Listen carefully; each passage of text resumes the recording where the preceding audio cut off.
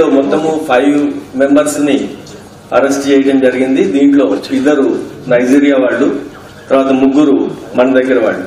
ఈ 5 అరెస్ట్ చేసిన తర్వాత వాళ్ళ దగ్గర 199 గ్రామ్స్ కోకైన్, తర్వాత నైజీరియా వాళ్ళ పాస్పోర్ట్స్, 2 2 వీలర్స్, 10 సెల్ ఫోన్స్ కూడా సీజ్ చేయడం జరిగింది.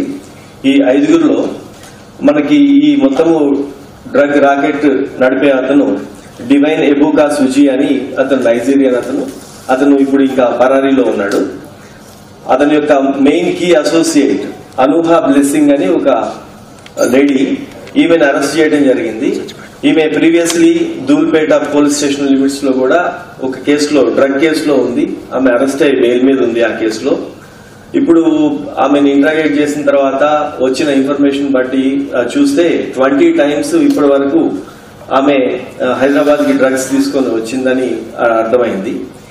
ఈమె నైజీరియా అయితే ఆమె పాస్పోర్ట్ ని ఫేక్ ఇంకొక ఐడెంటిటీ క్రియేట్ చేసుకుని ఆఫ్రికా కంట్రీ సంబంధించిన వేరే యుని కంట్రీది ఇంకొక పాస్పోర్ట్ క్యారీ చేసింది.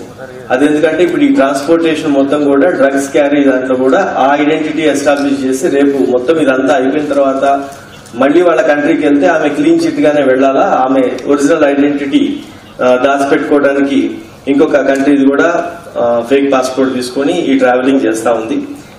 ఈమె ఇంతకు ముందు ధూల్పేటలో ఉండటం, కేసులో ఉండటం, డ్రగ్ కేసులో, తర్వాత ఫ్రీక్వెంట్ గా హైదరాబాద్ నుంచి బయటకి నైజీరియా కంట్రీస్ కి అటు తిరగటంతో వీళ్ళ మీద ఫస్ట్ అనుమానం రావటం, తర్వాత వాళ్ళ అసోసియేట్స్ ఎవరు, వాళ్ళ డ్రగ్ పెడ్లర్స్ ఎవరు, తర్వాత కన్స్యూమర్స్ ఎవరు, ఇదంతా ఒక నెట్వర్క్ లాగా తీసుకొని ఆ రిలయబుల్ ఇన్ఫర్మేషన్ ని Telangana narcotic bureau, anti narcotic bureau నుంచి మనకి రావటం, మేమందరము దీని మీద వాచ్ పెడితే ఫైనల్ గా వీళ్ళందరూ అసెంబ్ల్ అయినప్పుడు ఈ రైడ్ రియలైజ్ అయింది. ఈవెన్ ఇప్పుడు ఈ అనూహా బ్లెస్సింగ్ ని అరెస్ట్ చేయడం జరిగింది. దాంతోపాటు ఇంకొక కీ అసోసియేట్ ఉన్నాడు, ఎజెన్ విలీ ఫ్రాంకిల్ ఉచెన్నా అని, ఇతను కూడా నైజీరియా అతనే.